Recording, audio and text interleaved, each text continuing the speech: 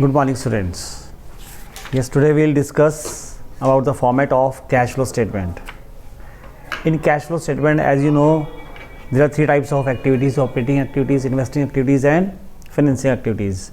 The cash flow from the net cash flow from all these three activities we sum up, and then we get final cash flow. सबसे पहले हमें तीनों categories का, तीनों activities का final cash flow देखना होगा, क्या आएगा उसका हम सम अप करेंगे, पूरा फॉर्मेट है उसके लिए. अभी हम today will discuss only about the cash flow from operating activity. Format के अंदर ऑपरेटिंग एक्टिविटी से कैश फ्लो कैसे निकलता है, finally net cash flow may be और इन और आउट वो कैसे निकलता है. तो उसके लिए देखो, for this we have to make first of all columns like this cash flow statement. These are the columns for the amount and first of all we have to take net profit before tax. Net profit before tax. Tax से पहले कितना net profit था वो हमें निकालना है, यहाँ पर वो लेना है. अब नेट प्रॉफिट हमारा जो आएगा उसको हम यहाँ पर रखेंगे net profit before tax.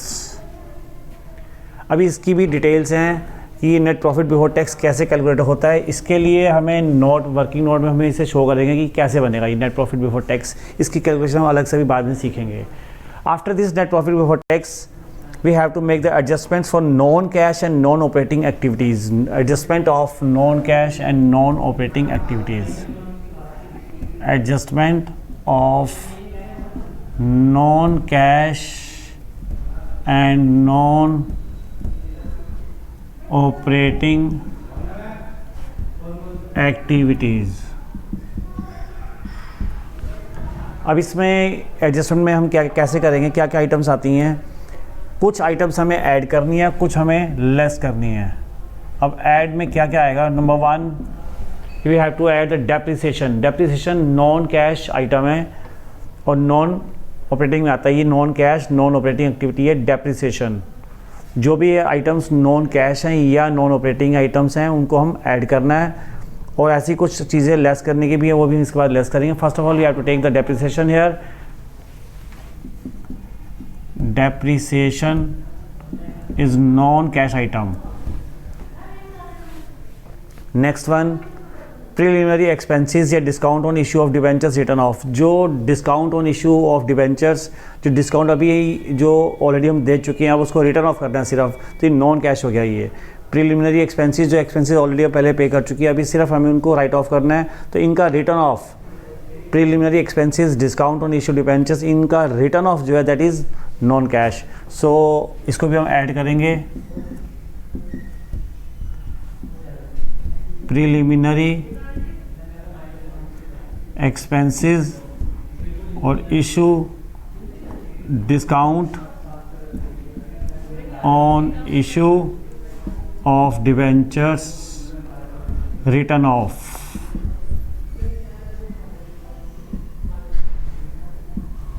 Next, that is goodwill, patents and trademarks amortised. जो भी गुडविल, पेटेंट्स, ट्रेडमार्क्स की जो वैल्यू लेस हो रही है उनको ये एमोटाइज हो जाता है, तो ये सब भी हम इसके अंदर ऐड मिलेंगे. Amortization of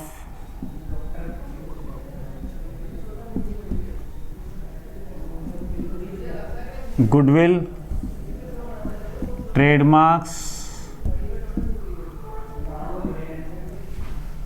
goodwill, trademarks and patents.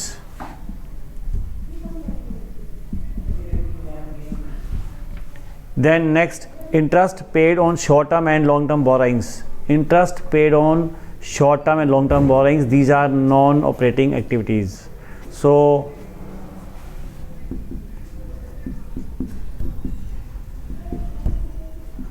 interest paid on long term, short term loans. Then next, loss on sale of fixed assets. It's a non-operating activity, loss on sale of fixed assets. Loss on sale of fixed assets. ये सब चीज़ें profit में से already minus हुई हुई है, हम इनको वापस ऐड करें क्योंकि ये नॉन ऑपरेटिंग और नॉन कैश को हमें वापस ऐड करना है इसके साथ प्रॉफिट में। तो loss on sale of fix assets, then next one is interest paid on bank OD, interest paid on bank OD, all these are non operating.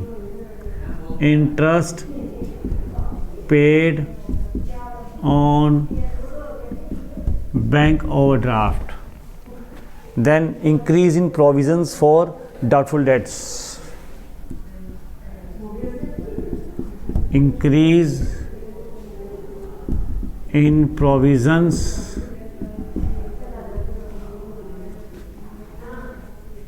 for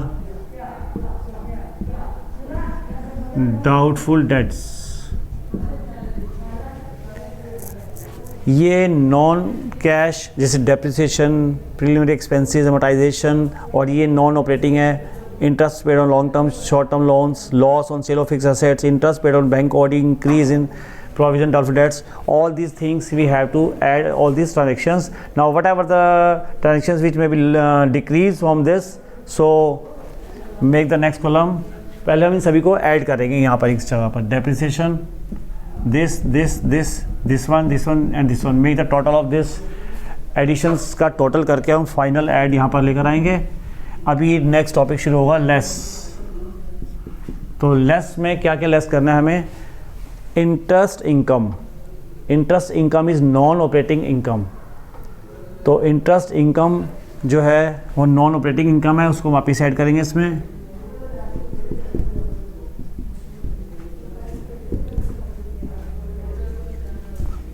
interest income को हमने इसमें से लेस करना है हमें इंटरेस्ट इनकम, क्योंकि ये income operating की नहीं है, हमें लेना है cash flow from operating activities. तो ये जो प्रॉफिट है ये ऑपरेटिंग का नहीं है, so that's why we have to less this things, all this transaction. So after interest income we have to less dividend income, interest income, then next one dividend income,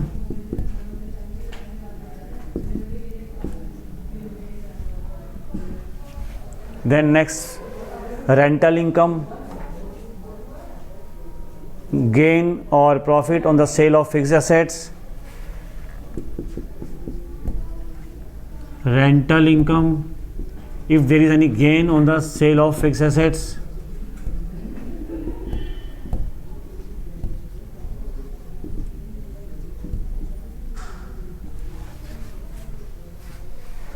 decrease in provisions for doubtful debts,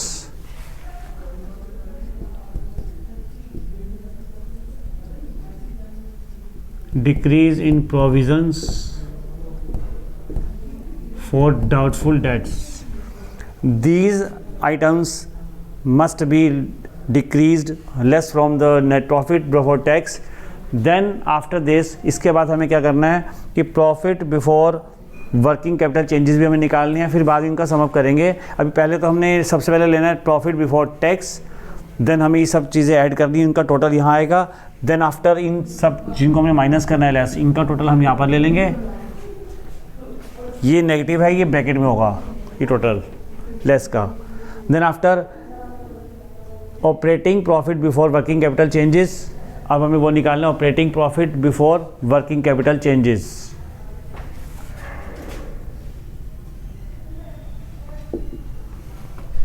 operating profit before working capital changes, उसको भी हम यहाँ पर लेंगे in the first column of the amount. Then after add, इसमें हमें क्या add करना है? Decrease in current assets, increase in current liabilities, ये हमें इसमें ऐड करनी है। Listen again, decrease in current assets, increase in current liabilities हमें इसमें ऐड करनी है, और increase in current assets and decrease in current liabilities हमें लेस करनी है। Operating profit before working capital changes लेने के बाद हम इसमें ऐड करेंगे decrease in current assets, increase in current liabilities, और लेस करेंगे increase in current assets and decrease in current liabilities. इस तरीके से हमारे पास फ्रेंड्स यहाँ स्पेस थोड़ी कम है, हम नेक्स्ट रो बना रहे हैं इसकी।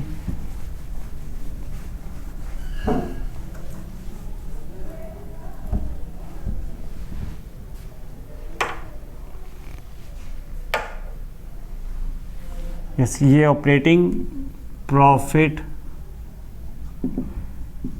बिफोर वर्किंग कैपिटल यहाँ लेने के बाद इसको मैंने दोबारा से लिया. Again we have taken this,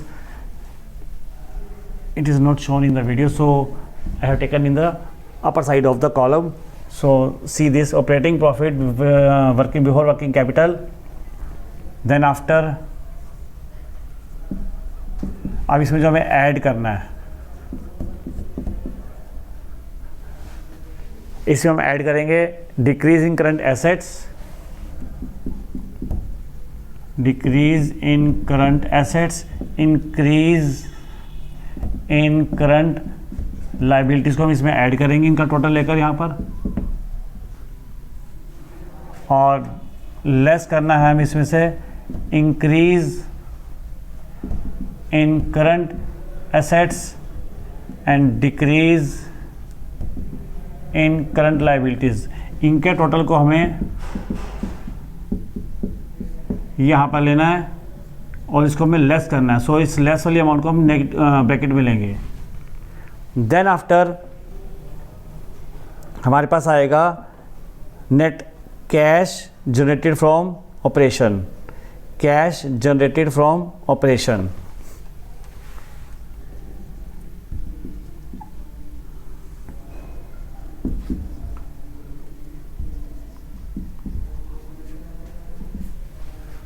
ये कैश ऑपरेटेड फ्रॉम ऑपरेशन से हमारे पास जितना कैश रिसीव हुआ वो हमें यहाँ पर फाइनल अमाउंट आएगी.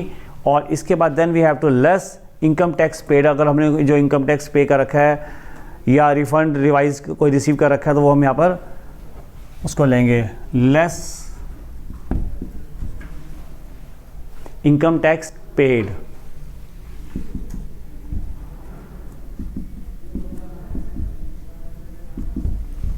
और we can say net of tax refund, refund minus करने के बाद जो नेट होगा वो टैक्स पे करने के बाद हमें जो रिफंड मिला उसको लेस करके जो फाइनल अमाउंट होगी वो net of tax refund received.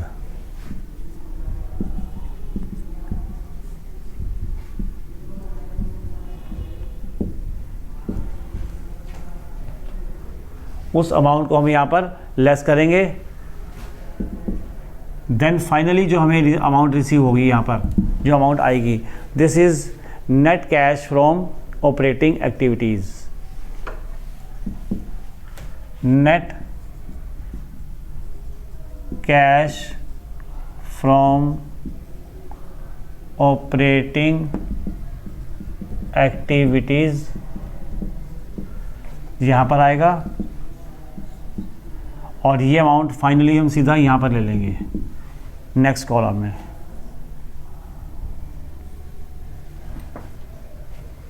इस तरीके से स्टूडेंट्स ये हम सॉल्व करेंगे. पहले cash flow from operating activities में नेट प्रॉफिट बिफोर टैक्स, इसकी एडजस्टमेंट्स को हमने नेक्स्ट वीडियो में देखेंगे कि कैसे how to make net profit before tax, the working note of this.